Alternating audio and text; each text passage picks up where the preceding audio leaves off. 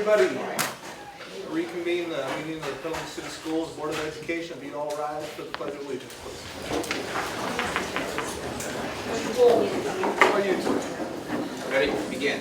I pledge allegiance to the flag of the United States of America and to the republic for which it stands, one nation, under God, indivisible, with liberty and justice for all.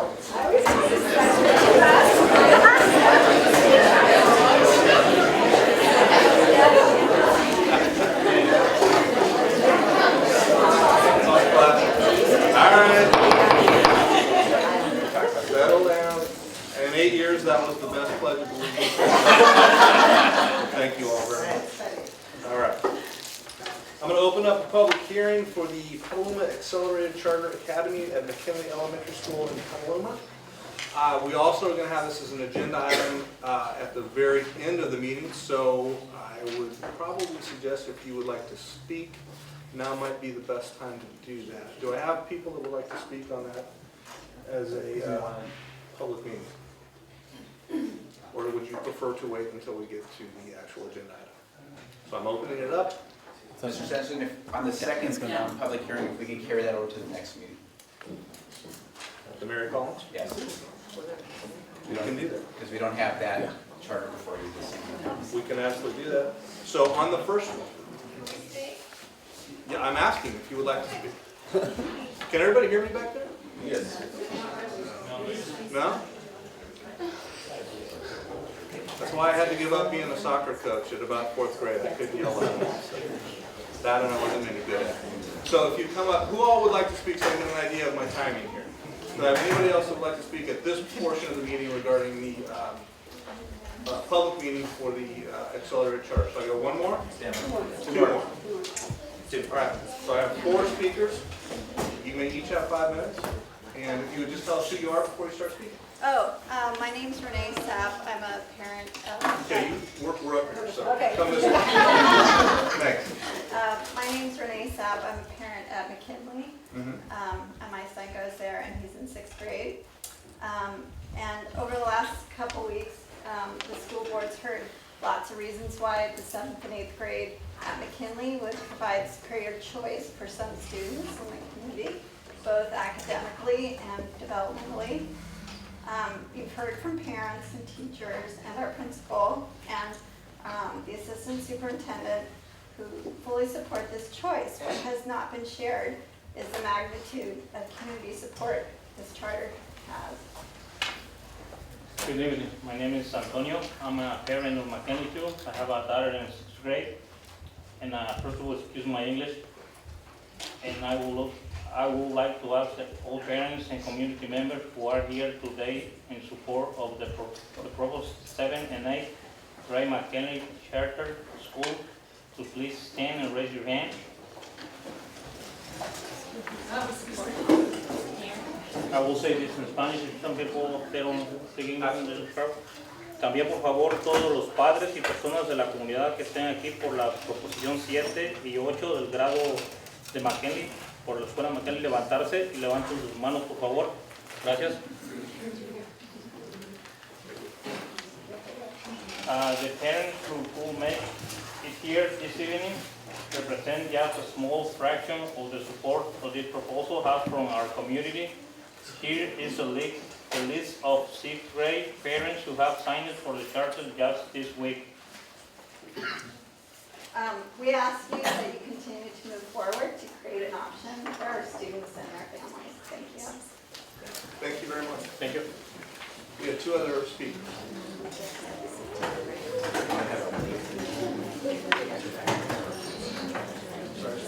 You might have had a late hand back before as well. Good evening. First, Mark. Hi, my name is Mark Mortensen. I'm a 6th grade teacher at McKinley. And I'm Matthew DeLucia-Zeltzer. I'm a 5th grade gate teacher at McKinley. and we're here to show our support for the proposal. At a meeting that we had a couple of weeks ago now, probably, maybe 3 weeks, with staff, Mr. Harris described the process and the plans, and then just asked for a show of either a thumbs up for All for the idea, let's go ahead. Thumb sideways for if you're not going to stand in the way of it, but you've got questions and you'd like to get more information and then go forward. And everybody in the staff either had, there was a majority of thumbs up with a few questions because we know there are lots of details to be worked out. So in addition to the overwhelming support on staff that we have from that meeting, we also gathered 7 signatures of teachers who would be willing to teach in the 7th or 8th grade model. So we want to present those signatures to you today as well. Thank you. Thank you very much. Oh, that's it? Okay, thank you. And I heard rumor that there might be one more person who got here late who would like to speak. Is that true or not? No. Okay. So this is an agenda item. It is an agenda item pretty much at the back end of this agenda, so I encourage you to stay, but I'll go ahead and close public comment, or excuse me, public meeting hearing on this. Right. Okay. And Steve, you said we are pulling item 2. Item 2, and we'll hold that over to the next meeting. Okay. So let's go ahead and move on to the approval and the adoption of the agenda. Obviously, already we have made one change, which is that item 2, Sue, so if you just note that. And do I have any other items that anyone wishes to pull or reclassify from a consent to a discussion item or a voted item? So then I will take a motion. It's going to be the two of you working tonight, motions and seconds. So however you want to do it. I'll move second. Okay, all those in favor? Aye. All right, so with that change, the front part of the agenda, we will play as it lies. Let's move on to the approval of the minutes, and that's for, we've got 3 of them. I will take one motion for all of them because I believe, Sue, that everyone is eligible that's here to call our minutes. Yes. So moved. Second. Any changes, discussion, or issues with those minutes? No, sir. No, all those in favor? Aye. Opposed? Minutes. Go. All right, presentation, students of the month for December of 2014. A couple of you might be here for that, so let's just see if we've got anybody else. So we'll have the student site representative come up. Most of you all have done this a couple of times. You'll come up and introduce the student, and the student will very awkwardly come right over here and stand in front of the camera.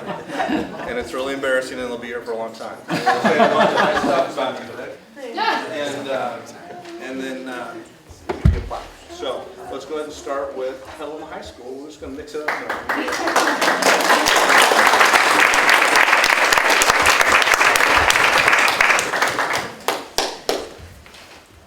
So, no, they'll call you up. Come on, you've done this before, you know the deal.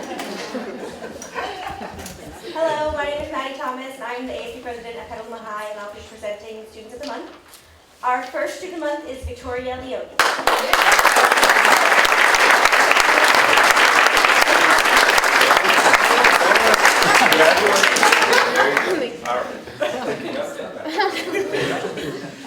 Victoria began her schooling at Little Shepherd's Preschool, just 1 block from her first Petaluma residence on Western Avenue. She then attended Valley Vista Elementary School for kindergarten through 5th grade, meeting lifetime friends, dancing at local American Dance Theater, and earning honors as a California Gate student along the way. She graduated 6th grade from McNear Elementary School and proceeded to Petaluma Junior, where she was September Student of the Month and one of the 2 overall Academic Achievement Award recipients at her promotion. As a freshman at Petaluma High, Victoria immediately challenged herself academically with classes such as Honors English 9 and Algebra 2. Most significantly, she joined the Trojan Tribune journalism staff, on which she has worked ever since. Beginning as head copy editor, Victoria has since served as the newspaper's staff manager and co-editor-in-chief, a position she currently holds. Victoria earned a Subject Excellence Award in journalism last year, has consecutively placed in journalism competitions at the annual Sonoma Marin Fair, and has been published in both the Petaluma Post and Argus Courier. Her experience in the journalism program and her discovered passion for writing and reporting have led her to pursue a career in broadcast journalism. Victoria was Petaluma High School's 2014 delegate to California Girls State and was ranked 2 in her class of 310, and was recently notified of her status as National Merit Commended Student. She credits diligence and the tireless support of her teachers, friends, and family for her accomplishments. She assures none of her successes would have been possible without the love, guidance, and commitment of her grandmother Joan, father Peter, brothers Alexander and Paul, sister Camille, and selfless mother Kathleen. Victoria's post-graduation plans include attending a university with a strong journalism program, perhaps Boston University or NYU, earning her undergraduate degree in broadcast journalism, perhaps even a master's as well, and eventually securing her own primetime news talk television show. Outside of academics and career, she hopes to travel broadly, live contently, and use the many blessings she's received to help others. Oh, and a few more Giants World Championship would be nice to know.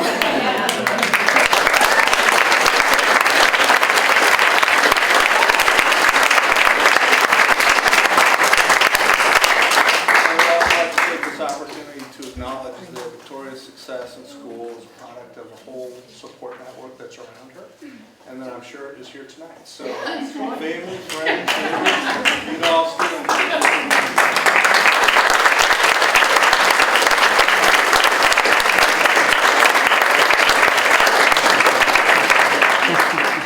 Our next student of the month is Jad Shahid.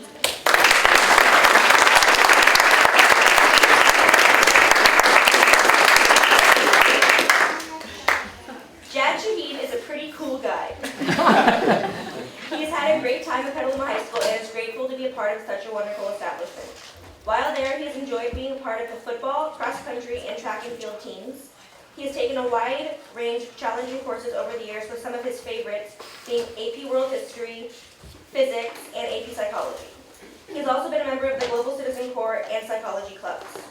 Jad looks forward to being a contestant in this year's GQ competition next March.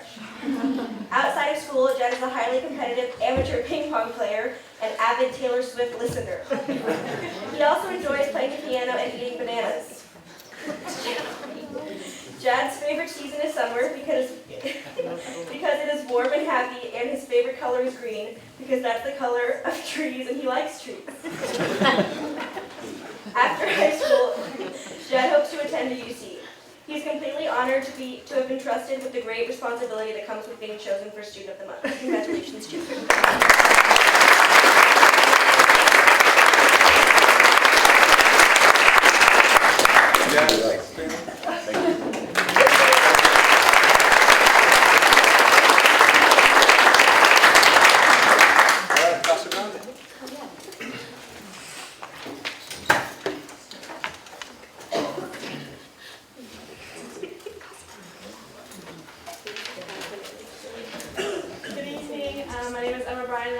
President at Casa Grande High School. And I'm Navi Sidhu. I'm ASB Treasurer at Casa Grande High School. Our first student of the month is Brock Burnett.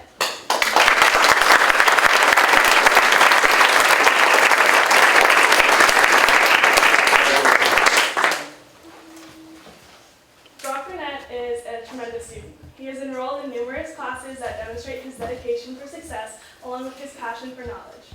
Brock excels in his classes that vary as calculus, physics, and English, yet his true passion lies in his skill for language and his interest in becoming a doctor. Brock is trilingual, fluent in English, Italian, and Spanish, and beginning lessons in French.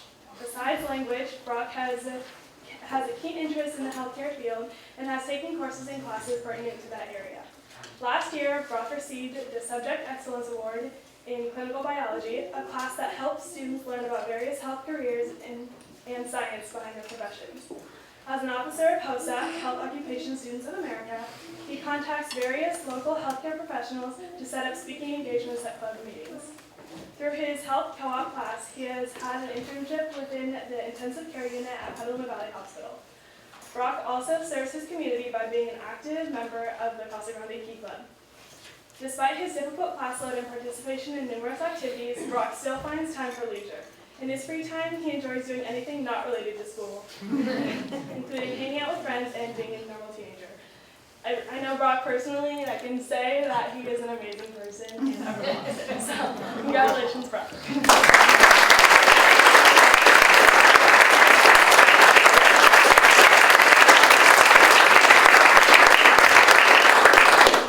Brock, you got some family with us tonight? I do. Please.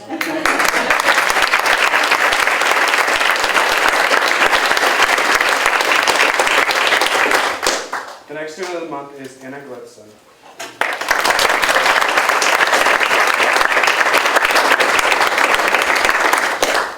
Anna Blitzen doesn't worry too much about anything. Finding time to do her schoolwork during class, most of her life is focused on venturing to beautiful places with people she loves. When she's not out enjoying teenage immortality in California, the liberating sea cliffs, the sunny rain, she devotes herself to the piano for hours on end. Anna enjoys classic rock and children's fantasy books, and she hopes to be as spirited even when she has to be a grown-up. Congratulations.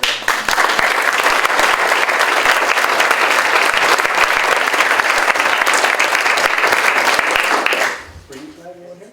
Yeah, my mom.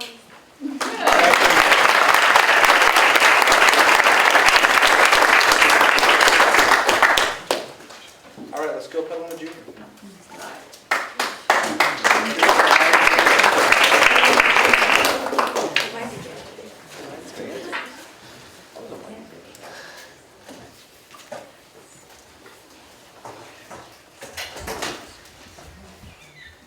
Michael Iwamiya has been chosen as the December Student of the Month at Petaluma Junior High School.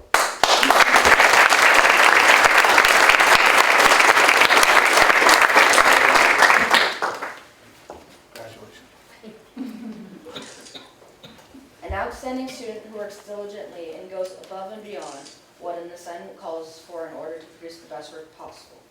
Those are some words used by Michael's teachers to describe the kind of student he is. Bright and well-rounded, Michael Iwamiya has been chosen as the December Student of the Month at Petaluma Junior High School. Michael is admired by his teachers for his work ethic and helpfulness in the classroom. Teachers state that he is dependable, attentive, and hardworking.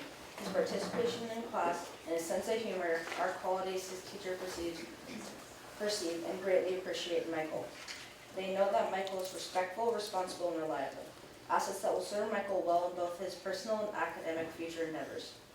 Attaining a 4.0 grade point average in 7th and 8th grade, Michael has been on the honor roll each semester and earned the Principal's Gold Renaissance Award. Michael is off to an extraordinary start this year again academically. He is excelling in his advanced level classes, continues to maintain a 4.0 GPA, and enjoys participating in his Spanish 1B class. 2 years ago, when Michael was a student in the Petaluma Junior High School 6th grade academy, he earned the 3rd place award for his History Day project. In elementary school, Michael earned the only platinum player status during the World Math Day at Grant Elementary. Michael is proud of these accomplishments and constantly pushes him to achieve his goals. When Michael is not focusing on his studies, he enjoys spending time outdoors playing baseball and basketball. In addition to excelling in these team sports, Michael also enjoys participating in cycling and playing football with his dad and brother. Michael also enjoys building and creating Legos and racing remote-controlled trucks. Sounds like we have a future engineer in our midst.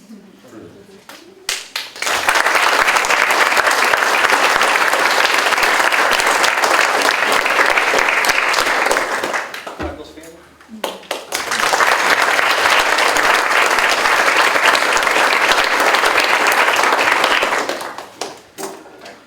Our next student of the month is Julie Goulian.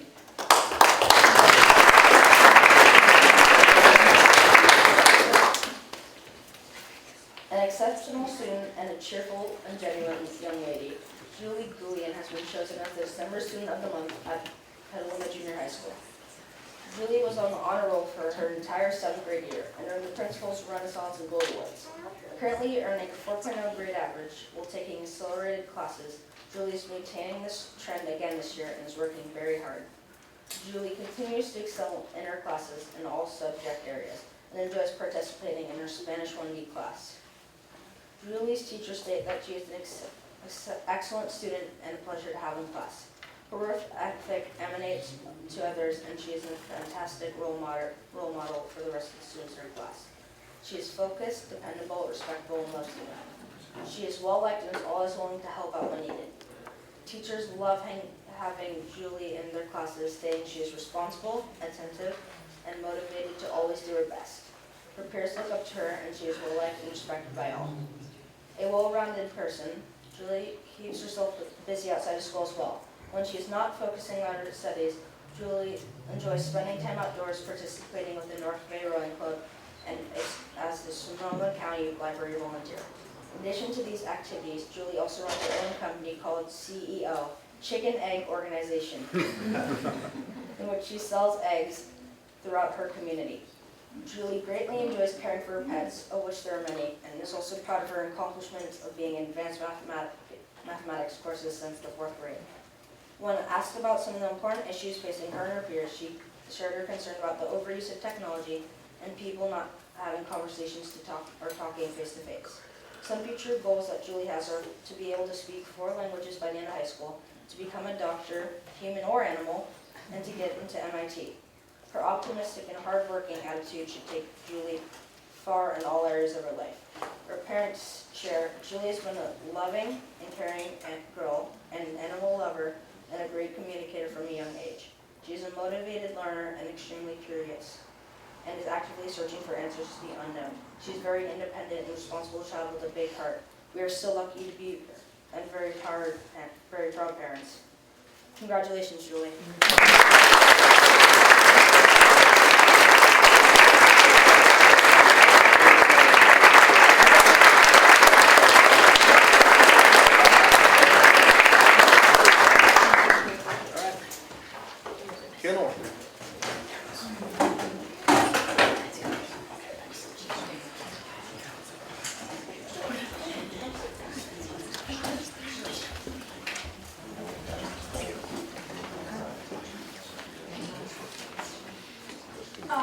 Hello, my name is Sue Jacob, and I'm a student in leadership at Kennel Junior High.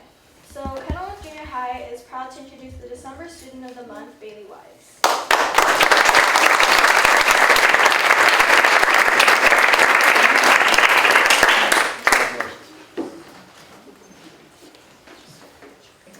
Bailey was chosen Student of the Month by his team of teachers because he is one of Kenilworth's most well-rounded and exemplary students.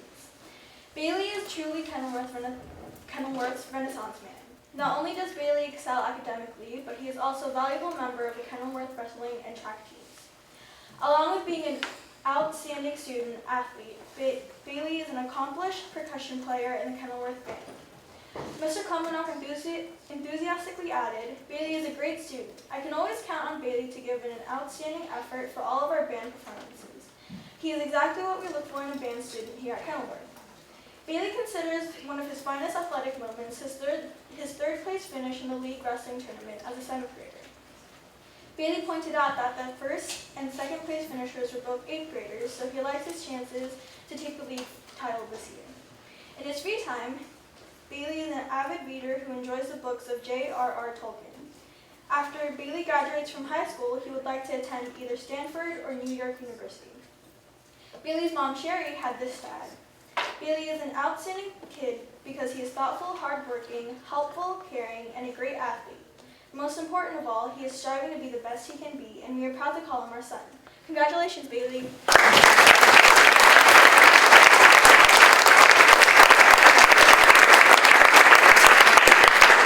Bailey Sim.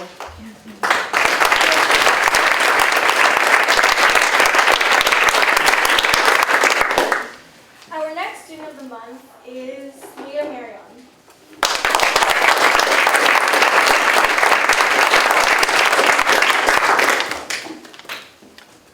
Congratulations. Leah has been chosen Student of the Month by her team of teachers because she is one of Kenilworth's most outstanding student athletes. Hardworking, mature, conscientious, and positive are just a few of the superlatives Leah's teachers used to describe her. Mr. Ortlinghouse added, Leah is quick to smile, she always has something positive to say, and she gives her physical best in PE. Leah is a joy to have in class. Leah, who has maintained a 4.0 grade point average at Kenilworth, is not only an outstanding student, but she also excels as a competitive swimmer. Leah is a member of Santa Rosa's Neptune Swim Club and has competed twice in the Junior Olympics. At a recent swim meet, Leah won the 100-meter breaststroke competition. In her free time, Leah enjoys reading and writing. Leah has even spent time volunteering at the Petaluma Public Library. After high school, Leah would like to attend UC Berkeley and plans to be a member of the Golden Bears swim team. Leah also hopes to someday swim for the United States Olympic team. Leah's mom, Sophie, had this to add. Leah is a very hard worker. She trains 18 hours a week swimming before and after school. Leah is funny, responsible, nice, and we are very proud of her. Congratulations, Leah.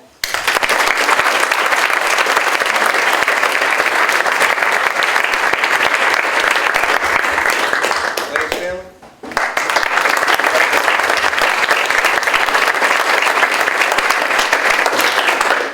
All right.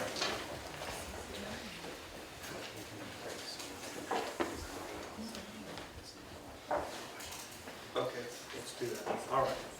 So we've got kind of a full house tonight, so we're going to just bounce a little bit off of what we would normally do, and I would say I would wait till the next two presentations get through before I would allow those students of the month, these high achievers, to make their way back home, should they choose to do that now, to do homework or have dinner, or probably most properly be treated to some type of yogurt or by their parents, which might be the thing to do. I'm not saying you have to, it's not compulsory or anything, but it's just an idea.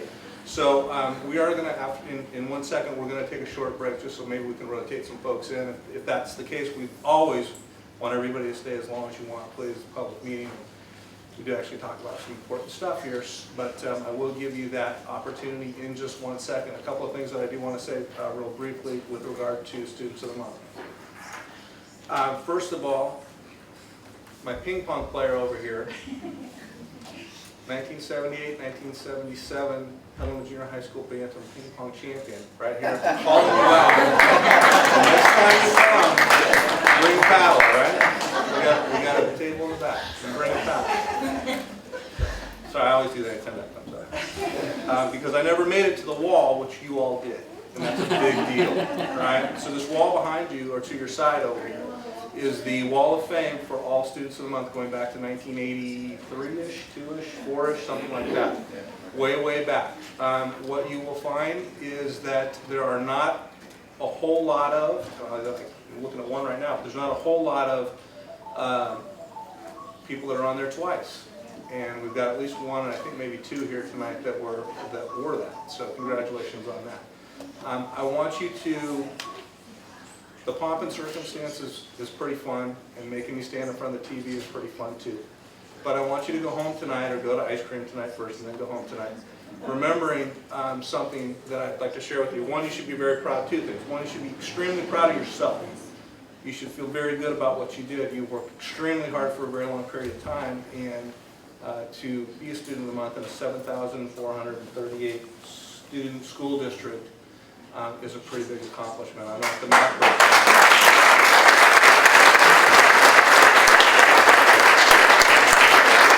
So a couple of math people could, I heard a couple of pretty impressive math students here could tell you that statistically that's a pretty big deal. Secondly, you should also know, you should feel good for yourself, but you should also feel very good for the folks that have helped you get to where you are. And I would encourage you to appreciate them and thank them as well, because a whole lot of people work really hard to give you the opportunity for you to excel in this environment which you've done. And so don't just feel good for yourself, feel really good for the fact that you made a lot of other people feel really good. All right? So that's a big deal. So I'm going to go ahead and we're going to have a presentation from, actually I'm going to need my junior high school reps to stay. But I'm going to offer you guys an opportunity really quickly, those Students of the Month who would like to take advantage of getting out of here before it starts raining, to do that. So we'll break for 1 minute, okay? Thank you all very much.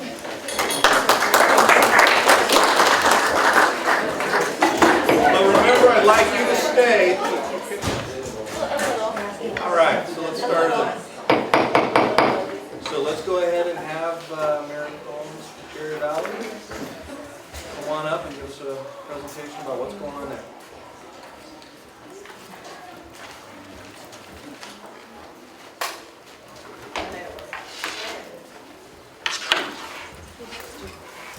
Good evening. I'd like to introduce our Student Council executive members. We do actually have somebody who's homesick who was meant to be here, so you're looking, thinking you're seeing a Simone Smith, you're not. She's not here. But we have Jonah Gottlieb, who stepped in literally at the last minute at lunchtime today. So we're improvising a little bit, but we know they're going to do a great job. And We have Nathan Eikert, who is actually suffering from a little bit of asthma, so he's a little bit under the weather too, but anyway, here's Cherry Valley. Very good. Thank you both for being here. Thank you for stepping up and filling the spot.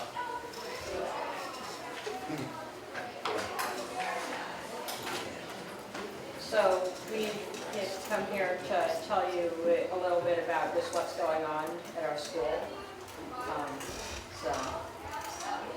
So in kindergarten, in our kindergarten and first grade classes, they've been making their weeks math and they've also been painting and working on clay. They've also been using the Lexia computer program to help them with their reading and writing. And they've just been also learning with their student teachers who are doing a great job. In second and third grade, they have already done lots of art projects, including some inspired by great artists like Mark Rothko and Georgia O'Keeffe.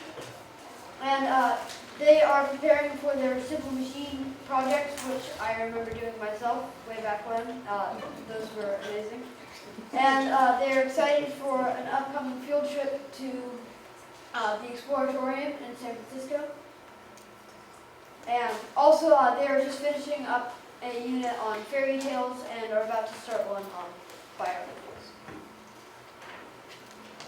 So in our fourth and fifth grade classes, they recently took a field trip on a boat, and they circled around the San Francisco Bay, and they're currently learning about how humans are affecting the ecosystem.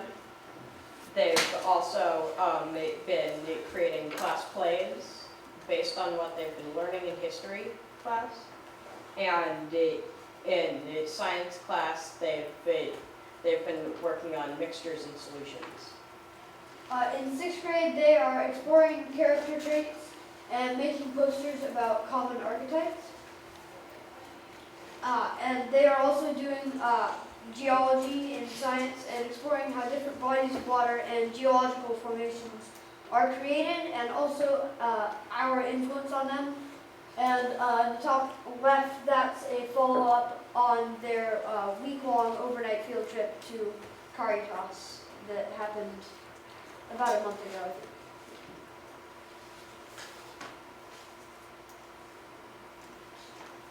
And in our 7th and 8th grade classes, we've just finished up our science projects and our history projects, which are board games about West African trade, are due in about 2 weeks. We've also seen the play A Christmas Carol at the ACT Theater in San Francisco. We've also been writing water books in one class, along with many other extended writing projects. And in another class, we've been working on human rights videos that are raising awareness with the Robert F. Kennedy Foundation. And our student council right now just finished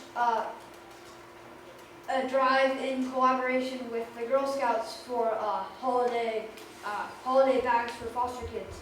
And in about a half a week, we raised 16 bags worth of toys and essentials for foster kids in need. And we are also having a fundraiser drive for cots.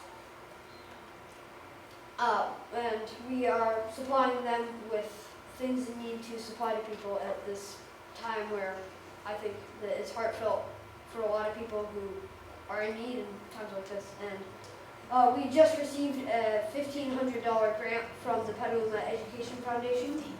$15,000, sorry, $15,000. A $15,000 grant from the Petaluma Education Foundation for the Dream Box learning program. So thank you so much for listening and giving us this opportunity to present with you. You both did a very good job. Thank you very much.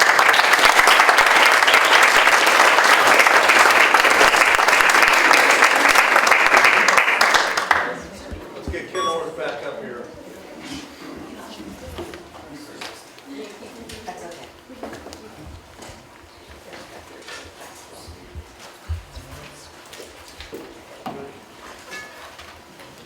Hello, my name is Sue Jacob, and I'm part of leadership at Kenilworth Junior High. So starting off with last November, we had a week dedicated to Disney, which was Disney Week. And also in that month, boys basketball and volleyball have started. We also had teachers participate in November for men's cancer awareness, where Mr. Stolby won. Also, our community service project for the month of November was a very successful canned food drive where we collected over 428 cans. This month, we are also starting Souls for Souls for our community service project, where we collect mildly worn or new shoes, and we already have numerous donations. Last Friday, we also had a winter dance for both 7th and 8th graders, which was successful. We had numerous games at the dance, like ping pong, pin the nose on the snowman, lots of dancing, and the muck reindeer. Going back to last month, we had our 8th graders participate in NaNoWriMo. It was a full month of novel writing, which was very stressful, but very fun at the same time. We have some exciting news about our grants at our school. So recently, Kenilworth received a $20,000 grant from Innovator Educator for the expansion of our KTV news show. Mr. Raya and Mrs. Bradley wrote the grant, and they will use the money to expand KTV into a full elective media production class. In other grant news, Mrs. Bradley and Ms. Rose received a $15,000 grant for the Petaluma Educational Foundation to have a weatherbug station installed on the roof of our school. Students will be able to tap in the weather data collected from our antennas and live camera, plus access weather data from all across the country. All students and teachers on campus will have access to online activities, lessons, and quizzes that teach about weather using our real-time weather data. And KPIX Channel 5 will name Kenilworth Junior High as one of their weather sources. Eventually, Kenilworth students will write and deliver weather reports on the school's KTV news show. And during the month of December, we are gearing up for finals week and looking forward to see some well-deserved time off. When we come back in January, there will be an open house for 6th graders and their parents. That is all. Thank you.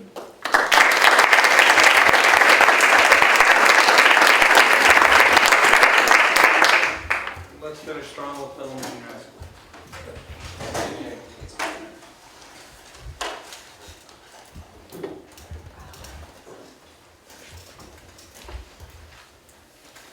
Good evening, board members. My name is James D'Ambrosio.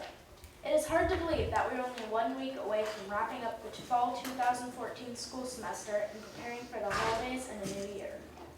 In the spirit of holidays, our PJHS families and community have been generously donating canned food and frozen turkeys for our annual canned food drive sponsored by ASB. The drive started on December 1st and will go through Friday, December 19th. With help from our PTSA, boxes of non-perishable canned food and a turkey are delivered to about 20 PJHS families on Saturday, December 20th. Continuing to focus on the holidays, tomorrow night, the PJHS bands and chorus will perform in their annual holiday concert from 6:30 to 8 p.m. in our multi-purpose room. Part of our annual concert tradition also means that they will play again on Thursday morning for the whole school. We're looking forward to hearing what they have been working so hard on for the last couple of months. Also this week, PJHS students are participating in the Hour of Code. Through the first 2 days, we have had over 20 students come in at lunchtime and begin working on their basic knowledge of programming computers and making their own apps. After we get back from winter break, students that are interested have the opportunity to take part in a coding club that will meet once a week to deepen their skills. In sports news, both the girls volleyball and boys basketball seasons have started. This year is our first year in the new school league. That means there are 3 new schools added from Santa Rosa, and it is much tougher competition. Despite that, all teams are working really hard and are having a great time building teamwork and memories. Their next games are this Thursday against Windsor. At our latest ELAC parent meeting, opportunities for English language learning parents to participate in ESL classes and distance learning were promoted and discussed. Parents interested in honing their English classes skills have the opportunity to check out videos straight from PJHS for their use at home. This has provided an easier way to get the materials out, and several parents have already signed up to check them out. Over this past weekend, the PJHS Math Department headed down to the annual Professional Development Conference at Aslomar. The theme this year is Discovering the Beauty in Mathematics, with an emphasis on academic discourse, common core strategies, and inspiring keynote speakers. Finally, as 2014 winds down, Petaluma Junior High School would like to wish a wonderful holiday season to everyone and a restful winter break. See you in 2015.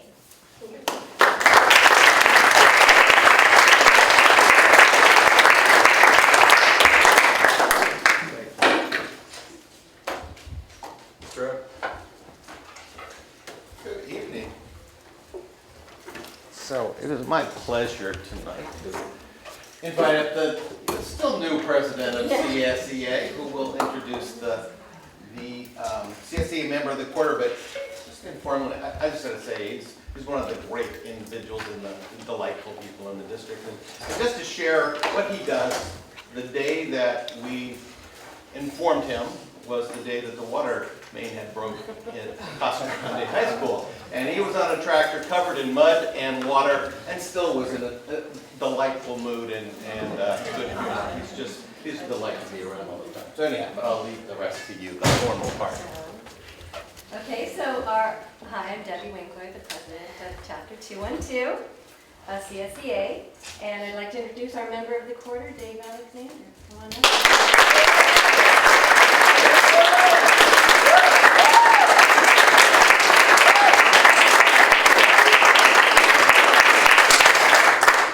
So Dave started with us in 1995 as a custodian at PHS and was quickly promoted in 1996 to custodian 2.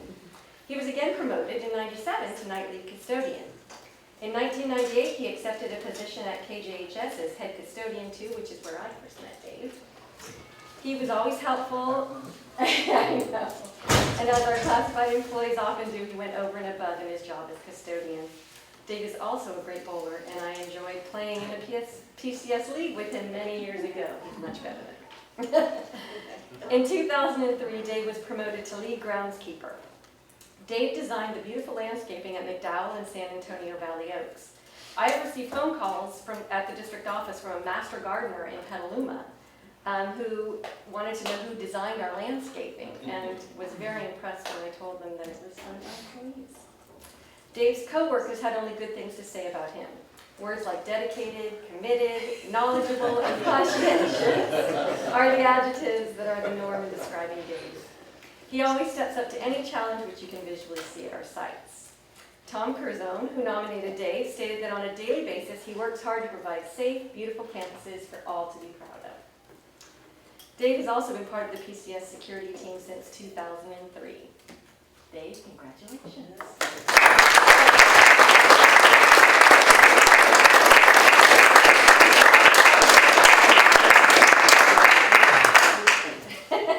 Dave, thank you very much. Thank you. Not too many people get to like what they do, and I definitely do. It should. Yeah. Thank you. Thank you.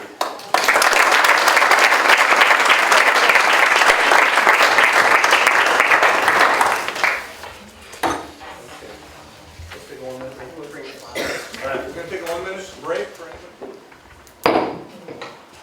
Okay, so I'm here to present the first interim. It's my first presentation, and I hope it's not my last. Well, it depends on what you tell. Thank you. That's it. See you. Yeah, that's not really true.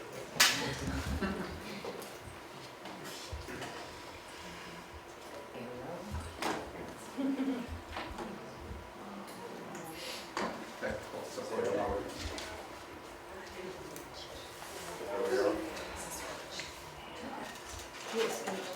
Where are you?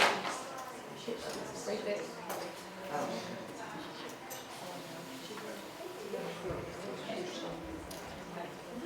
So first I needed to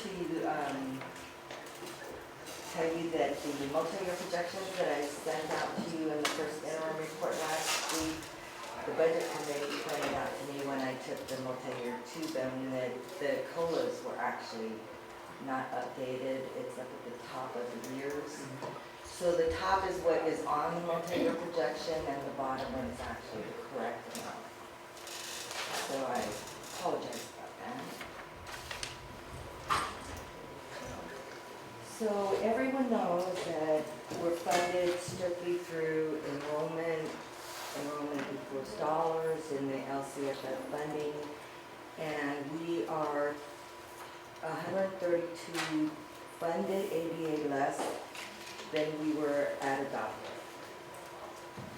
Fortunately, we can, in a declining enrollment, we're funded on the prior year ADA. So the difference for this year is not as big as an impact as it could have been.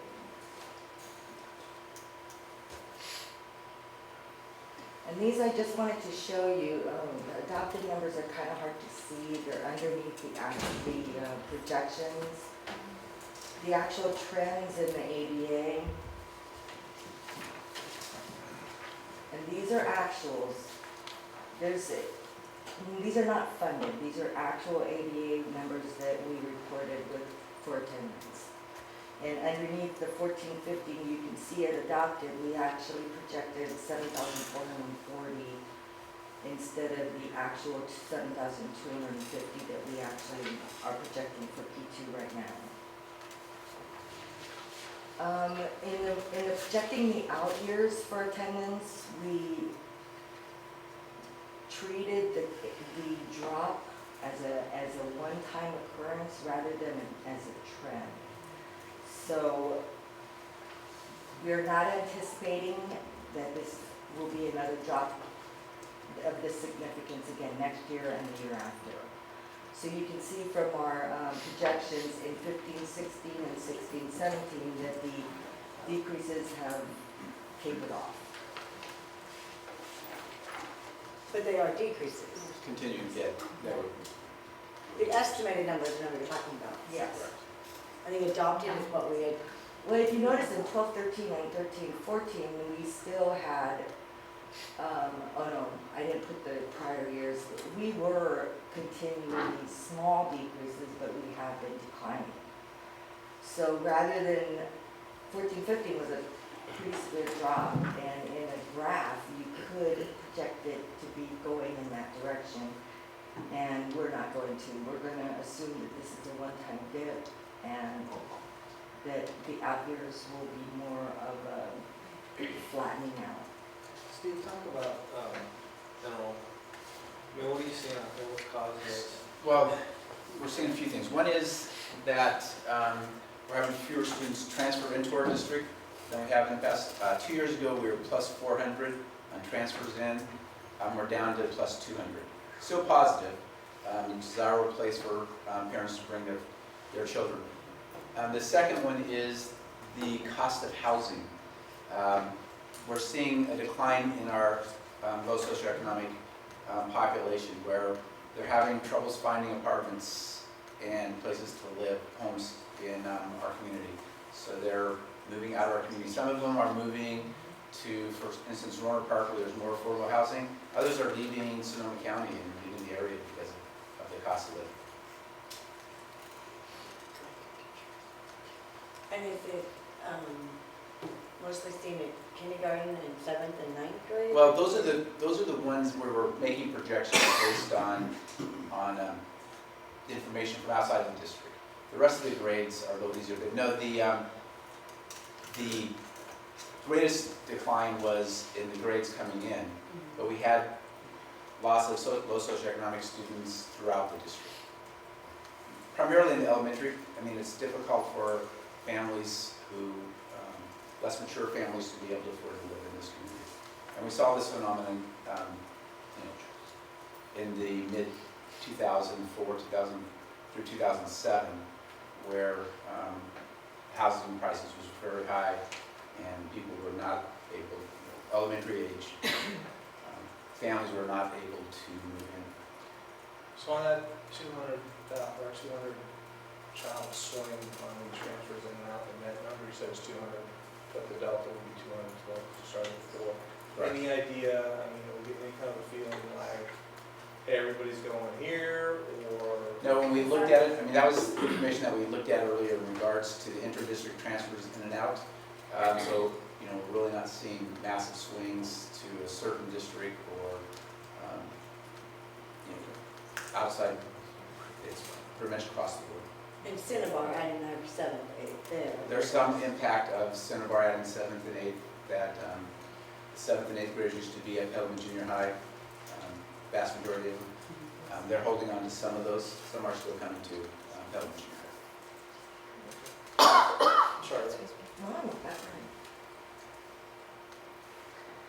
So I wanted to point out that the difficulties of doing a multi-year projection and future revenues. Gap funding is the difference between the minimum and the target and how much the state is going to fund that gap. Because and each year the gap is going to bring us closer and closer to our target, which is 2020-21. Right. So the gap funding is not set in stone. From adopted, we had projected well, not projected, it was said that the 15-16 gap funding rate was going to be 33.95%. And now the LCFF calculators, which are provided to us, is down to 20.68%. Yeah, it's a big drop. And so those kind of factors that are coming in from the economic conditions of the state and the legislature and the governor's decisions is going to change our revenue. Also, the dependence of LCFF revenue on ADA and the complexities of trying to project future enrollment, obviously, we can't judge that well. So on future expenditures, we have LCAP, which is shifting funding to specific people subgroups, such as English language learners, foster youth, and low income. So we're required to shift the funding for LCAP purposes to these groups. There's costs associated, as everyone knows, the retirement plan, STRS and PERS. There's changes in the employer contribution. At adopted, the employer contribution was going to be 9.5%, and by the time payroll actually started to happen in July, they changed it to 8.88%. But these are projected to grow from, STRS is going to increase of 1.85 every year for the next 6 years. Now, wasn't that agreed upon prior to the stock market rally that we're having currently that was making everybody a little bit more healthy? Yeah, that was a concern that I expressed to the board previously, that if you're looking at something that's actuarially driven, to try to set a 9-year or a 7-year program where you're going to pay it back doesn't make sense, because every 2 years when you do a new actuarial study, the amounts changes, and when the economy is healthy, we know from the reports from both STRS and PERS, they both earned considerably more than used in the calculation that created the current rates. But right now, the law is the rate's going to grow to 19.1% over the next several years of the contributions. School Services California just came out with a report this last week that shows, as far as school district portion of the budget, our budget's going to go from just under 4% currently to about 9% of our budget going to retirement by the final implementation of the current law. Because PERS is also increasing. It's at 11.771% right now, and over the next 6 years, it's going to grow to 20 point something. Yeah, over 20%. Yeah. But we all realize that next year we could recalculate the whole thing and could go back down to They could change the law. 10. Currently, the law establishes the rate for the next several years. The legislatures act to change it. And that is part of salaries and benefits in the whole budget, in our budget? Yeah, I mean, it's part of, so it's a percentage of the cost for every, on the STIR side, certificated employee, and on the PERS side, classified employee. And it goes over, it's a set cost based Yes. on the law. Yeah, it's a percentage. And the employee contributes what percentage? They contribute a percentage, and their percentage is going up some over the next several years as well. The vast majority is being borne by the employer. Numbers you're talking about are the budget. Yeah. And there's also, the uncertainty about expenditures is we are still maintaining programs that we used to receive as categories of revenue. Deferred maintenance, adult ed, and community day school were all separate funding sources, and all of that has folded under the LCFF umbrella, so. So that means those are programs that we need to pay for out of our general budget.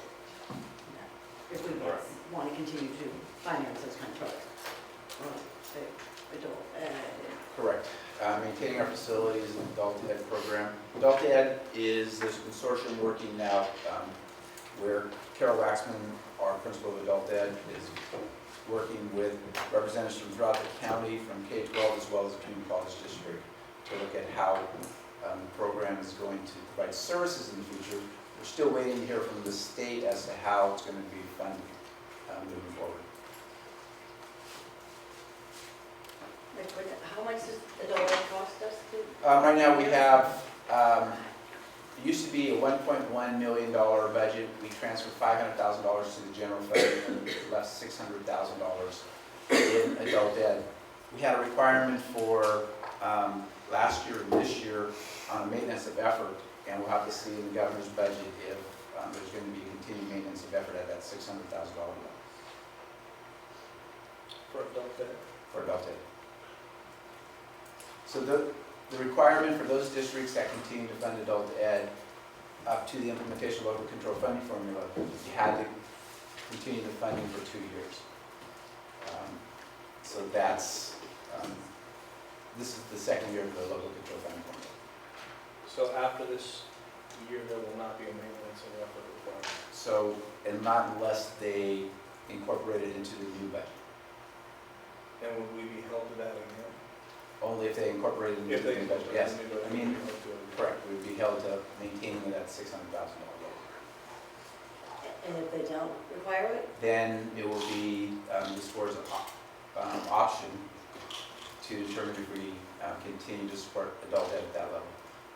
If you look at the interim report, there is a ending fund balance that would support the program to a significant extent and for 1 more year without additional contribution out of the local control fund formula. So the 500,000 that went into the general? That stays there. That's not going back to adult ed, nor is it required to. So that continues to help support. That's part of our base in the new local control funding formula that is in place, that our 2021 goal is based on.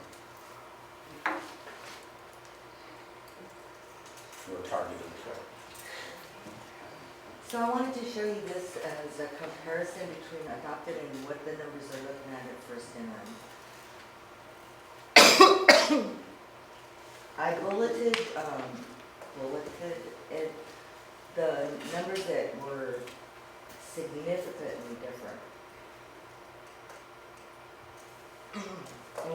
On the next page, I explain that the adopted budget never includes any carryovers.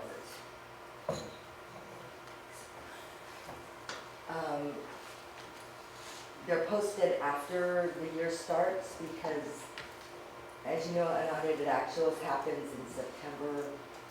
We don't know actual carryovers at the point in the year that we do adopt the budget. So when you see this slide, it's showing that first interim we posted carryovers. But then you look at the actual beginning balances that came in from last year, you're seeing a significant difference because at adopted, you're assuming that 100% of your budget is spent. Well, the budget that's not spent, a lot of it goes for carryover. So that's why when you see bottom line, the ending balance, it's very close because we account for the carryovers in the first interim and the expense side, whereas in the adopted budget, it's shown in the beginning balance.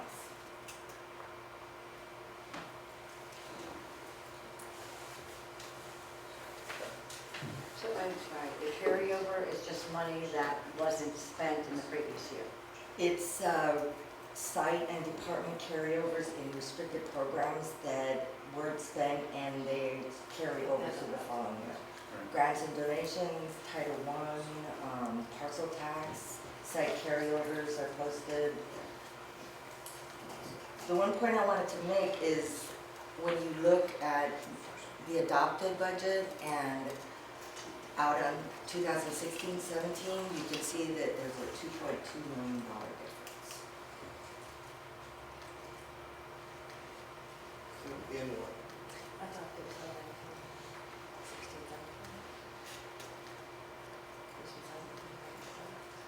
16-17. The lighter yellow column shows the adopted budget at the multi-year projection. How do you do it first interim project? No, you're just rolling the first interim forward. Yeah. So we've adopted those three, adopted The future years years. already. But you take the first interim now and you roll those numbers forward, just like you, so you affect the other adopted. I So you can compare. Based on information that we have at this point. got it. So there's the differences, like I said, are attributed to site and department carryovers that are not posted until after the adopted budget. The beginning fund balance assumes that 100% of the prior year expenses are fully expended, and the result is it's very close.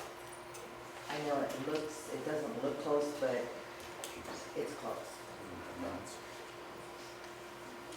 This is a comparison of the ending fund balances from the multi-year projections. The top line is the actual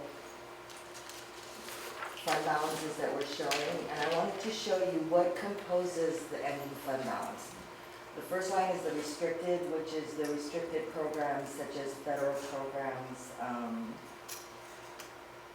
things like parcel tax. Those are all comes under the restricted heading. And then there's the minimum 3% required reserve that the district is required to have on reserve. And that leaves the unappropriated and unrestricted. Now you see what we had left at the end of 13-14 and what we're projecting this year. And the thing to also remember is under the unappropriated, unrestricted in our multi-year projection, grants and donations comes under the heading of unrestricted. And the sites rely on those grants and donations for a lot of their field trips, their supplies, but legally they're restricted because they were donated to the schools for specific purposes. So although they're by SACS purposes unrestricted, it's still not money that the district can touch. Well, we have no way of even knowing what each site brings in at a site. The business department keeps every site's donation separate. When a parent donates for the kindergarten classroom supplies, we don't intermix that with anybody but that site's funds. It's under a site fund, it's not touched by the district or any other site. But that's, most sites have a PTA or PTSA where they're receiving donations, and the district doesn't even know what would be in those. Not the PTA, these are funds that are donated to the school. Even the PTA funds that are donated to the school Right. for various things end up in grants and donations for the district. They report it to the district. Correct. Really? Yeah, they provide the dollars to the district makes the purchase. Often, it's not always that way, but the vast majority of the time.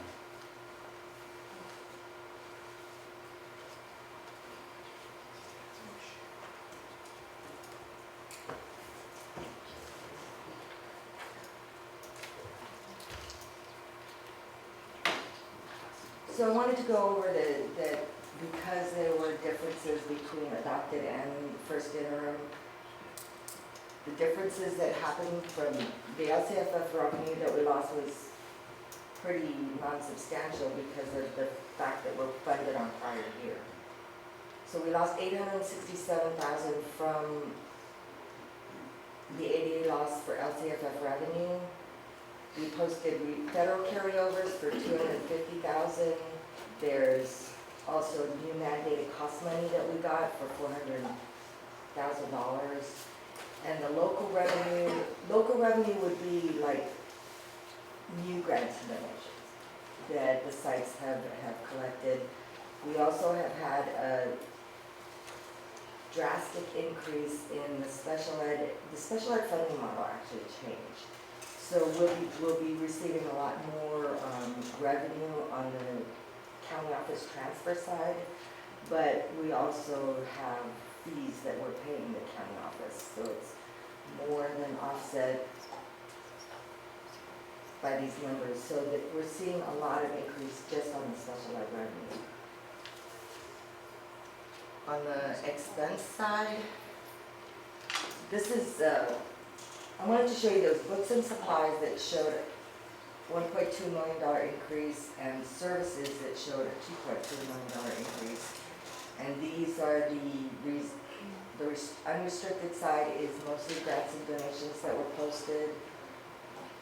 And on both sides actually for supplies and for services. We had federal carryovers, and you can see it's approximately $400,000. We had resi carryover.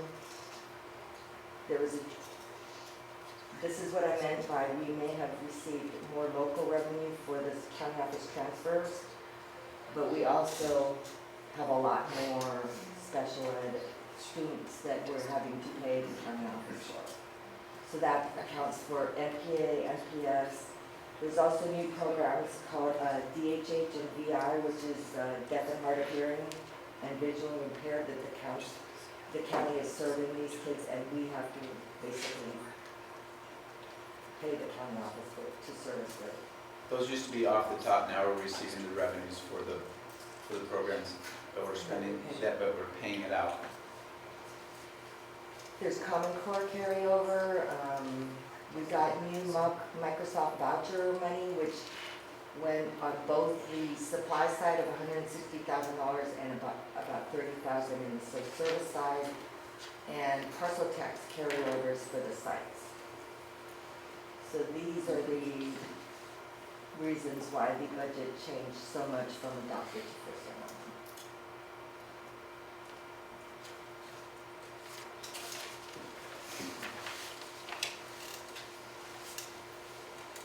So there's a $3.5 million swing from adopted to first interim, just relating to these two major object codes in our budget.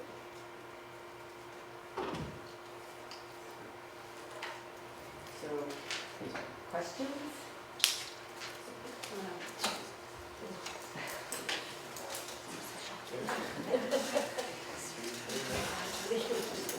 So what happens in the first interim?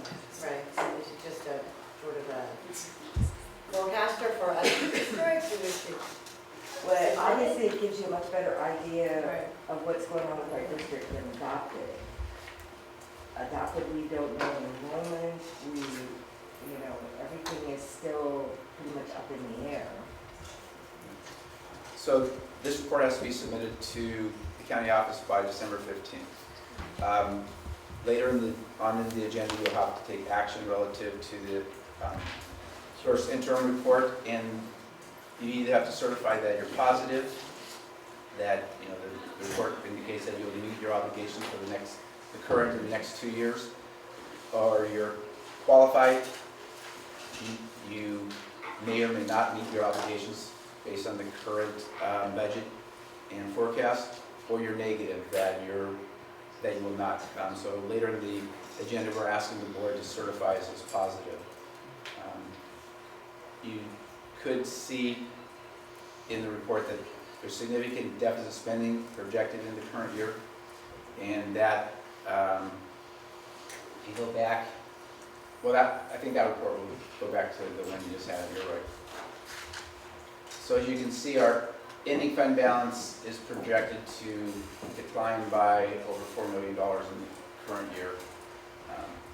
Again, that will be changed when not all your categorical funds and your parcel taxes are expended, and we will end up with more dollars in fund balance.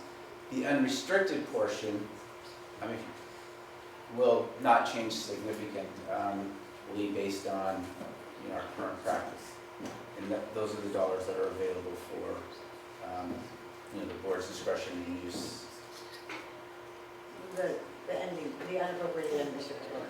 Well, we're deficit spending, so we are anticipating that those dollars are going to greatly decrease by more than half in the current year. Steve, who's not positively certifying it? Well, I don't know as far as the first interim.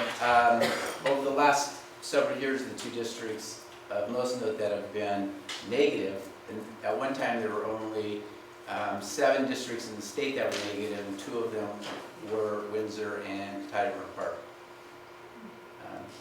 Both of them, I'm anticipating, will probably certify as either qualified or positive in their meeting this month.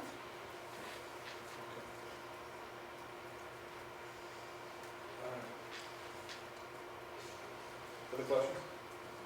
So I guess just when we're talking about salaries and benefits, that's the amount of money that we're looking at. We have built into the 14-15 projected the district's current offer on the table for both CSEA and PFT.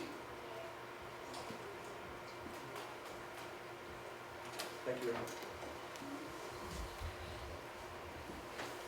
Good job. All right. One down. Yeah, one down. Okay.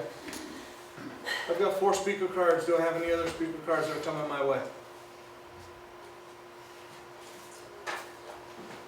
Okay, we're going with 4. Carrie, if you'd start us off, please. Good evening. Do you need me to introduce myself? Right. Yeah, I'll get to that. Hello. Thank you for the announcement. I appreciate it. My topic is committee leadership. It's something that I've spoken to a couple of you about individually as well. This is about, I am in agreement with what I've heard some of you say in email and verbal communication with some of my members and with the public, and about committees in general. But specifically, I wanted to talk about the committee that is in charge of renewing the LCAP. And I would like to suggest that the planning, the facilitation, and the writing up of the minutes for that meeting be done cooperatively between district administration and between a teacher or another certificated staff member.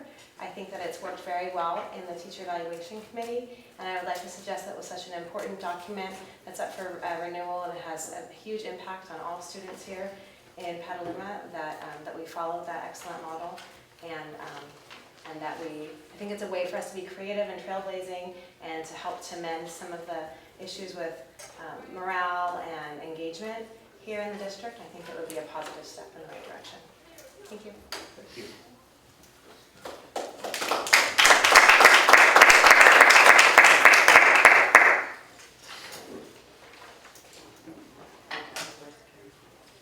Good question, Steve. Or maybe of Jane. That committee, the LCAP committee, teachers sit on it? Absolutely. Okay, so is it possible to have a teacher or 2? Sure. Do they do monthly now or whenever they meet? Yeah, right now we have one of the classified admin assistants doing the minutes. Yeah, anything's possible. And how often does that come in? Right now we are scheduled to meet, our next meeting is February, early February. We just met with the county office last week.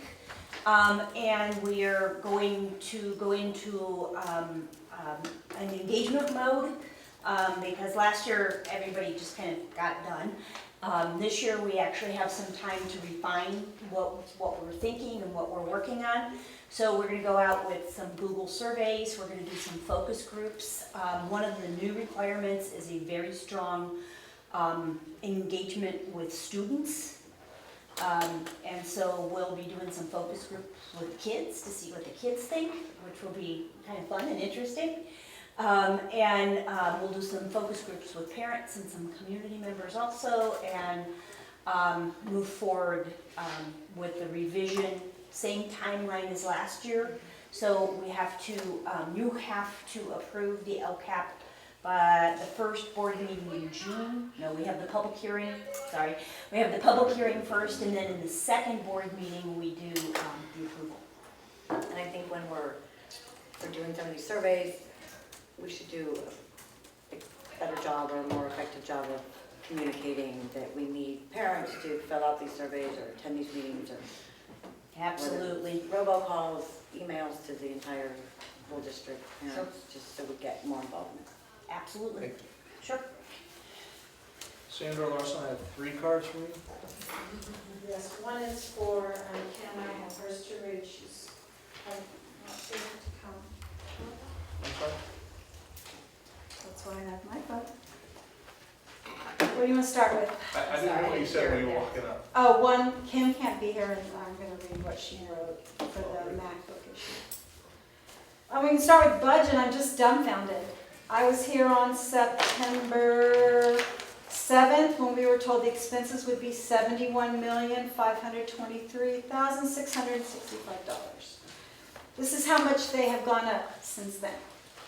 $3,345,484. How does anybody do business this way? I'm dumbfounded. I'm concerned the questions you are asking, that you don't really look at the line items of the budget. The things that we're given like this are useless. Show this to any financial person. I've shown it to 2, one pretty high up in a corporation, who said this is absolutely useless information. This tells you nothing. We need to know every line item. We're supposed to believe since September, now suddenly we are dead broke again? It's ridiculous. That's part of our unfair labor practice. I have 5 budgets, all with different numbers. I was given on 3 different days. How can you negotiate with anyone like this? How can you expect any other outcome than where we're at now? We started educating ourselves. We spent hours on this budget.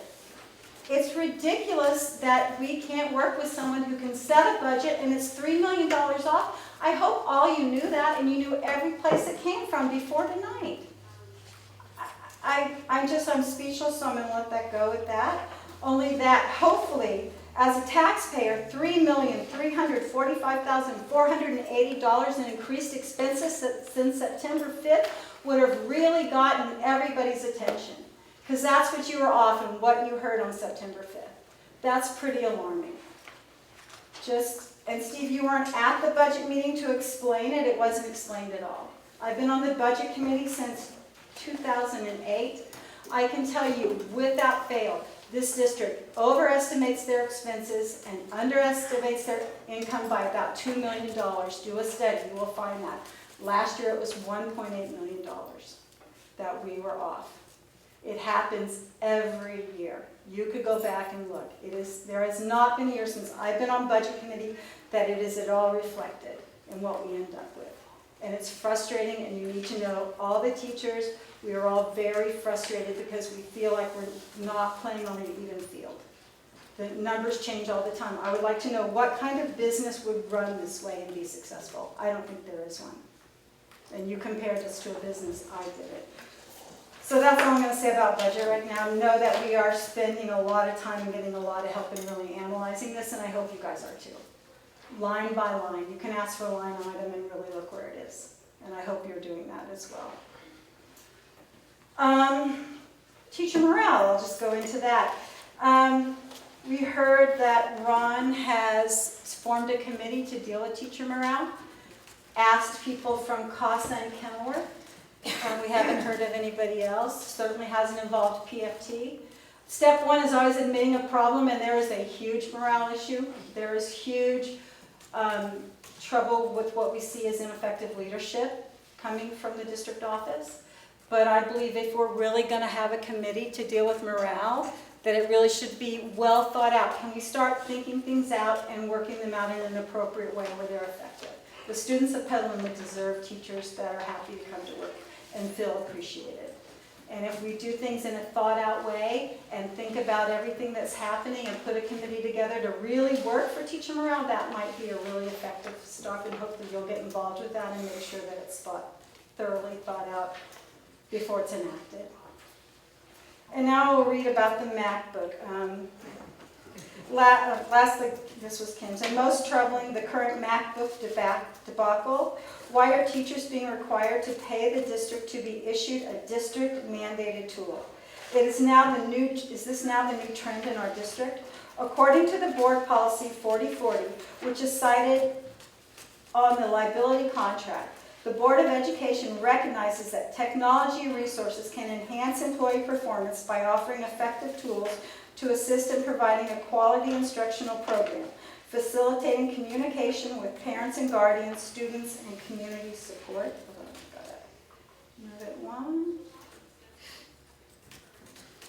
District and school operations, and improving access and exchange of information. The board expects all employees to learn to use the available technology resources that will assist them in the performance of their job responsibilities. As needed, employees will receive professional development in the appropriate use of the resources. How, since no cost of living adjustment or raise for as long has been granted, can the district expect teachers to reach into their own pockets for up to $1,500?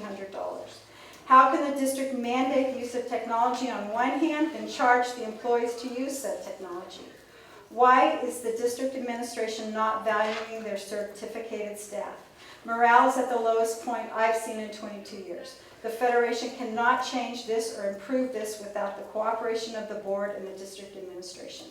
Let's be true partners in education. I ask you to join us to clearly set policy, to clearly communicate policy, and to clearly set goals that will enhance the quality of education offered for students in Petaluma. That was Kim. Surely you know there are a lot of unclaimed MacBooks, and there are going to be much more over the next few days. Once again, can things be thought through and taken to a good delivery? Can we have something go well? It hasn't in so long. I was talking actually to my husband, who is a businessman, and he thinks clearly about business, and I was showing him what I was expected to sign, and he said, well, of course you wouldn't sign that. And then he said, in a business way, let me get this straight. When the people are in the room making these decisions, is there no one who says, let's think about this? How are people going to take this? Is there no voice of reason in that room? So who is in that room making those decisions? And can we please get a voice of reason to think things out? As a taxpayer, I don't like to see all this waiting, but I'm not picking mine up tomorrow because I'm not signing that waiver. Thank you.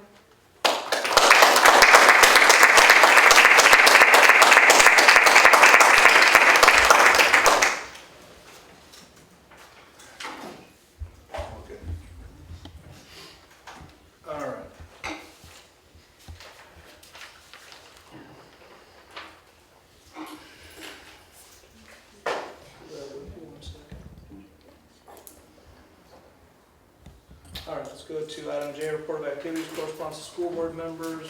See some site visits from Mayor McDowell, Red Collins, Cherry Valley PEF Award Assembly, Giving Geeky, PEF fundraiser at Wagon School today. How was it? That's great. Was it? Yeah, they had I got that email that day. Yeah, they had a lot of the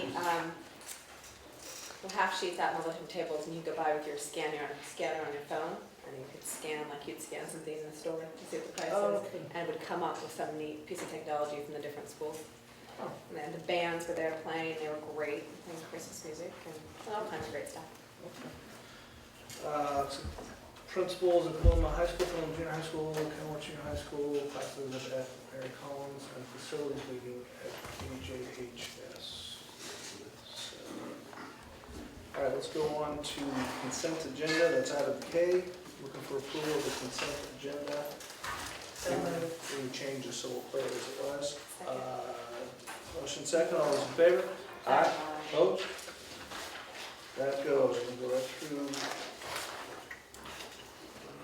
see if I properly did this. Item 6, declaration for need for fully qualified educators in Petaluma Joint Union High School School District for 2014-2015 revised. So moved. Second. You have Ron? Previously, at the beginning of the year, we always have to, we come to you and ask for a declaration of need for qualified educators, and we're just revising the number we need. We have been struggling, well, we've been working since August to hire an RSP teacher at Petaluma High, and with various levels of success, but essentially very little success. And so at this point, we have a teacher credentialed in Oklahoma, and has been subbing in the area, and so we are needing to get an emergency permit for her to teach. It's 50% half-time and for the remainder of the year. And in the meantime, she will work towards getting a California credential, but she will be a temporary employee. So if that doesn't happen, we will just fly the position. Well, we will advertise it later in the year anyhow. So we need permission from you to do that. Motion, any questions? All those in favor? Aye. Opposed? Got consideration of nominations for CSBA Delegate Assembly for 2015. Who am I looking at for this one? Oh, so moved. Oh, second. This is the board's opportunity if you want to nominate, or if you want to nominate somebody for the delegate assembly for CSBA. We're not making a recommendation at this time for this. I'm not aware of an interest that exists on this board as far as nomination for delegate assembly. So It's not a requirement, right? It's not a requirement. So you can. how do y'all feel about it? I don't know anybody that, yeah. Okay. But we wanted to provide the board the opportunity for. Yeah. So just. We need an action on no nomination, or? Yeah, at this point, can we just withdraw the previous motions. Okay, I'll withdraw. Yeah, Would be sufficient. let's make no action instead of an action of no nominations. Is that okay? Second Phoebe's motion of that. To do that. Okay, all those in favor of that? Aye. Aye, opposed? Thank you. Okay, we've got a whole bunch of administrative regulations and board policies that are first readings. Did I have any, these are just discussion items, did I have any discussion on this? Discussion on. No, I read through them. You know, I guess I want to ask one, I don't mean, this is just, it was an observation. And it was just sort of surprising because the policy cites a code whereby if a bus driver is in an accident and the first test for alcohol or drugs comes back positive, that we are not allowed to suspend that bus driver from driving other children until it's some chief medical something. And I would have called normally Ron or whomever I would have called, and I just read it this morning. It just seems a little odd, so I'm going to do a little bit more legwork on that, but I was just sort of surprised at that. And it's quoting the California Civil Code, which I guess sometimes I just question. I get pretty surprised at some of the things that are in there. So, And I believe it's a due process issue, and it moves pretty quickly. and I'm sure it does. It's just one of those things, the unintended outcome of that, if it doesn't move quickly, is pretty horrible. Yes. And I was just, like I said, I'll do a little bit more legwork on it, but I was just sort of curious. Let's see what our discussion on that. Anybody else on 9 through 13? No? Yeah, we're going to go to that. Would you do that for me? Yeah. Pull that up and ask about Let that. me back up. I'll pull it back up for you. I'll send it to you. Going to business services. We're going all the way down to item 16, purchase orders. We might have a problem here. Do you have any? I don't. No, we're good. You're fine on all of them? Oh, very good. Thank you. Okay. So let's go purchase orders first. I'll take a motion. So moved. Second. Second. You're good on? Okay. Any questions on? No? I have a quick question. All the pilot furniture, is the expenses that we're outlaying for pilot furniture, does it go towards? That's in the bond fund. It's part of, so we've had the K-12 curriculum committee working on the pilot. They went down and observed furniture at one of our vendors, and now we're putting some of that furniture in various classrooms throughout the district so that we can pilot it, and then teachers will have input before we make the determination as to what we're going to purchase this spring. Can we make sure we get really healthy input? Yes, absolutely. That's the process. So it may all get scrapped after this pilot. I mean, we may decide not to. We're outlaying quite a bit of money for this pilot furniture. I mean, it's $50,000 to $60,000. Yeah, we will own this furniture, and then some of it will be replicated elsewhere. All of it will be used in the district after this. Gotcha. All right, all those in favor? Aye. Opposed? Item 17, list of expenditures for ratification. So moved. Second. Questions? All those in favor? Aye. Opposed? Item 18 is Resolution 141521, Board of Education, Petaluma City Elementary and Petaluma Joint Union High School Districts regarding accounting of development fees for 2013-14 fiscal year for the following fund, the Capital Facilities Fund. Motion? Yeah, so moved. Second. Yes, stay with me. I'm usually the second. Is this going to be your... This is an annual report that's required for us to continue to collect developer fees on construction projects to help support facilities within our district. How often do we get to review those, Steve? I know we did about that recently. Well, we just revised, or we just increased the fee based on the state allowance. And approximately every 2 years, we have the opportunity to review the fee based on action taken with the state to increase the fee. All those in favor? Aye. Aye. Opposed?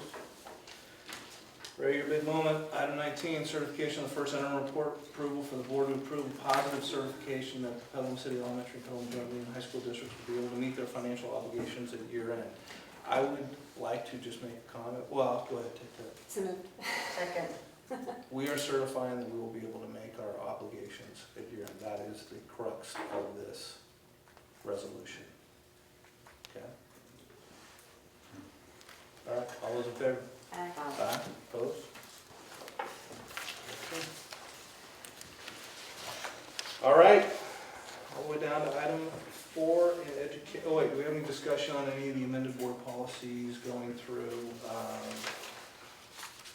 business services? That'd be items 20 through 28, which are, 20 through 25. Comments, questions, discussions on that?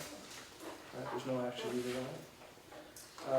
California Broker Compensations Disclosure Report. I gotta tell you, I don't remember that one.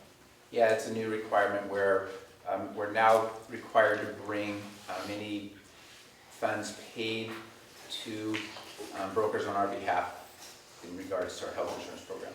So tonight we brought forward the first report. Okay. All right, is there any, we had some discussion on Ray's presentation about enrollment in ADA. Do I have any other discussion or questions about that on 27? And any questions or discussion on financial reports? We talked about those two, none. Moving on to educational services, item 4, the Petaluma Accelerated Charter Academy at McKinley Elementary School and the Petaluma City School District.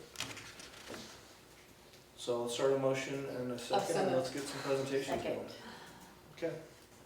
So you've heard several presentations around this, and the charter was provided to you in the board packet. I hope you read it. This charter is there's a couple of different reasons for bringing the charter forward. You can see that during the public comment, you had some parents here and some teachers here. Couple of the different reasons. One, of course, is academic choice. Petaluma is probably one of the premier school districts in Sonoma County, offering a variety of academic choices. Innovation, the charter is written so that it becomes an accelerated program. And acceleration goes two ways. Acceleration is for students who are behind. There's a lot of research around the idea that acceleration works better for these kids. You get in there and you really find out where those holes and gaps are, and you fill those holes and gaps for them so that they can move quicker through the curriculum so that they can catch up faster.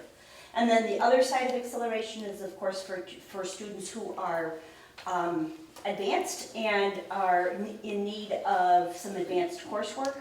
And so that's the other side of acceleration. That's how we came up with the name Accelerated Charter. Individualized instructional pathways would be the hallmark of this particular program because of the assessment and the basis in acceleration and compacting curriculum so that kids can move either quickly to catch up or quickly to move on to their highest potential. The other end of it is that, as you know, the QUIA grant is ending at McKinley Elementary School, and McKinley will have 4 less classrooms next year because the QUIA grant is going away, and they've had a small classroom cap. The class size is capped, for example, at 4th grade at 17. And once that goes away, of course, that means that the class sizes go up, back up again, and to the district average. So McKinley will be losing 4 teachers, 4 classrooms, so that's another kind of response, is to take the opportunity and to take another innovative program, take another step towards innovation, where we can try it in a small situation, try this idea of acceleration versus remediation, so that we might then be able to apply that to all of our schools to see if it's something that we want to continue on, if it's successful for all of our students. The priority will be McKinley students first, McKinley-McDowell, attending McDowell for K-3 and the McKinley 4-5-6. Then the McKinley-McDowell attendance area would be the second priority. Third priority would be all of the Petaluma Joint Union School District. So this is a charter under the high school district, not under the elementary district. And then outside of Petaluma, of course, if we have too many students, which would be a wonderful problem to have, we would have lottery. And that's required by charter law. We would be hiring 2 teachers. One in English history, kind of the same idea as what's going on over at the 6th grade academy. One an English history teacher doing an integrated English history, and the other a math and science teacher doing an integrated math science. We would probably also have a little bit of a part-time PE teacher and a part-time music teacher. On your tables in front of you, they probably got mixed up, or it's just a sample schedule so that you guys can take a look at that. The kids, the 2 teachers would be teaching in the morning their integrated core classes, and then each teacher, they would either be teaching PE or offering electives, so that there would be actually a pretty good array of electives for the students, because we have a Spanish teacher, so there would be Spanish, there would be music, there would be PE, and then at least 1 and probably 2 other electives that the kids could choose from. Okay, I'm going to open it up to public comment before we go back to the board. So do I have anybody here that would like to speak on this item?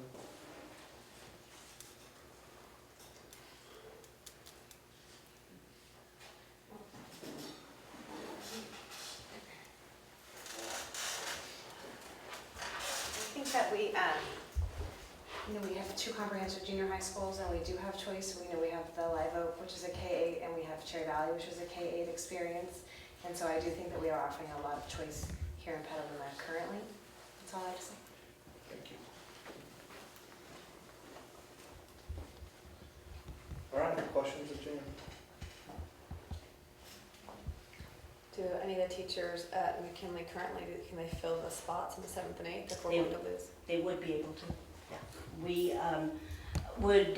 I've done a pretty thorough research on how credentialing works for either multi-subject credentials or single subject credentials in this kind of a situation. And either will work as long as we have the schedule arranged the way it is, where the kids are with one teacher for 51% of the day. So they can have a multiple subject credential that way. And then if it does become a single subject situation, then we would go that way, another way.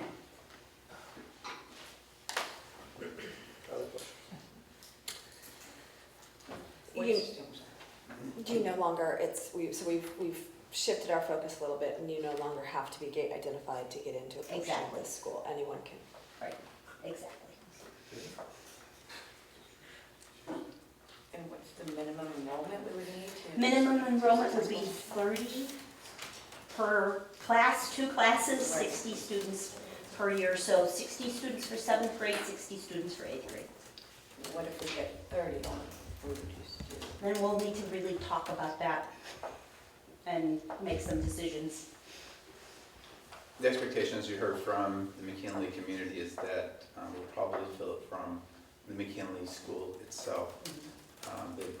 If we do reach out, we're very confident that we'll be able to reach the 60 students, 64 max.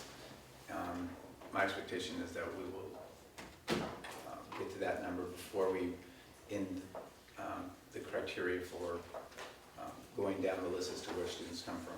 Again, this has to be a Petaluma Joint Union High School District charter under current law, because to be an elementary charter, it would have to incorporate all the grades within the elementary district to be able to have any grades outside of the elementary district, which is in South County, 7th and 8th grade.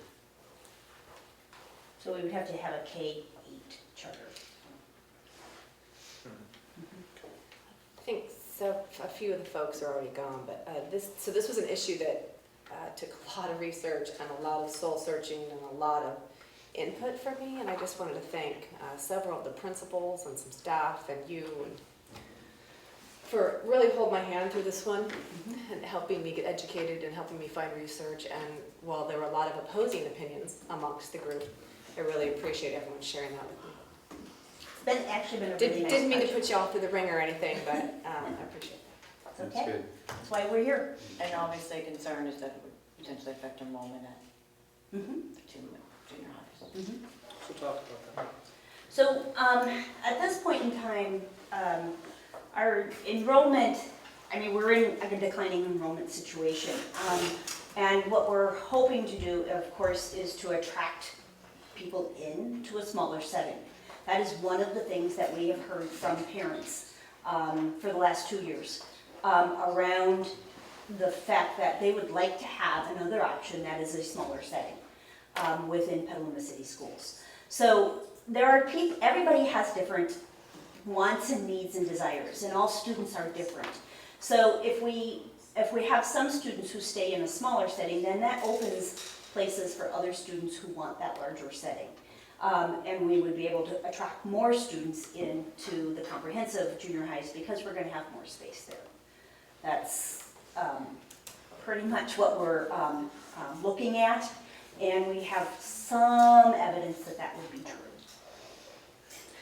One of the things that was really important to me is that that this wasn't exclusionary to GATE students, that this wasn't just a focus there, and that even larger, that district-wide, I didn't like the first message that could be construed to mean that if you were GATE and you didn't go here, that you would somehow be left behind or not be getting as good of an education. That was a message that I was hearing, and I think other folks I know, because I received emails, were hearing too.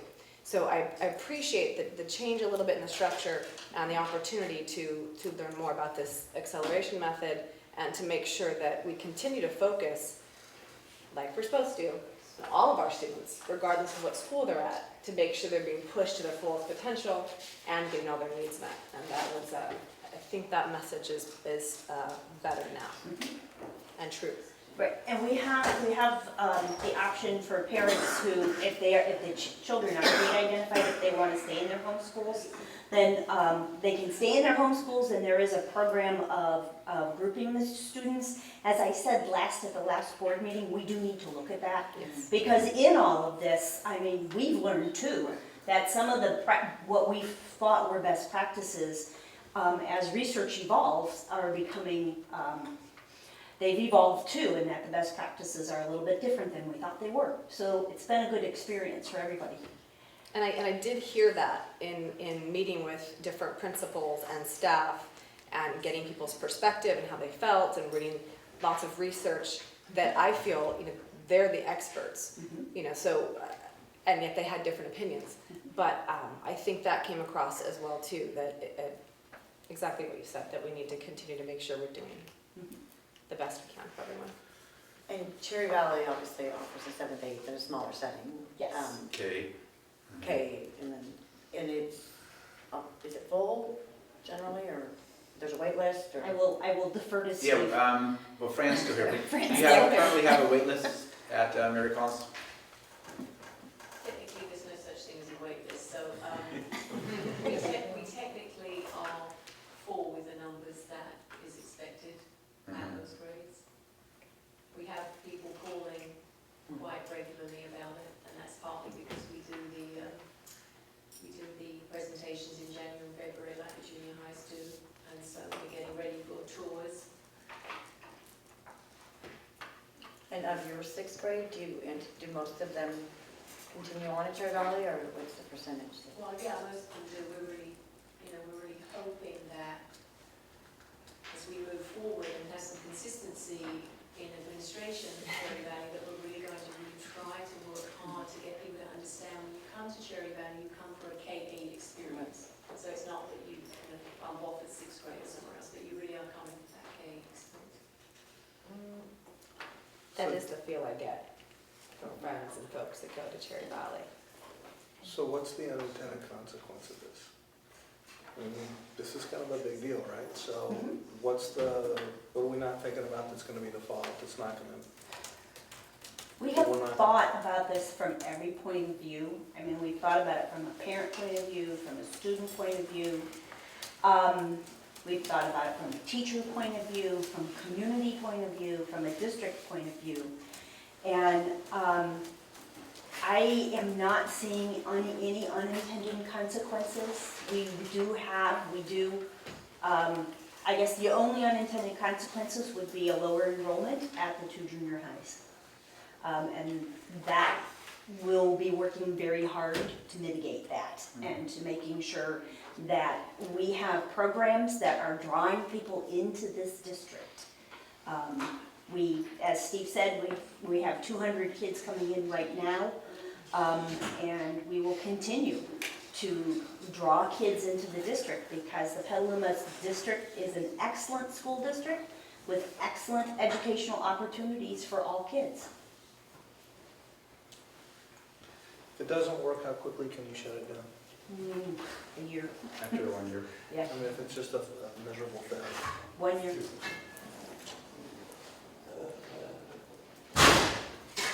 And there's no additional cost? No additional costs. I mean, teachers, you mentioned. It helps us keep some of our teachers employed. Otherwise, we're going to lose 4 teachers. We're going to lose 4 teachers. Okay, any other questions? No. I know you've spent a lot of time, so thank you into your whole group. Big project. Okay. Well, Did we move on this? we did. No, You have a motion and a second. We did We're waiting for- have a motion and a second. Yeah. Where are you at? I mean, yes. I may have. Dun, dun, dun. Yeah. Well, you tell me that if it doesn't work, we can revert back. We will, and we can. And I'm really concerned about the unintended consequences, so. Okay. Understood. Okay. So we have 3 of them.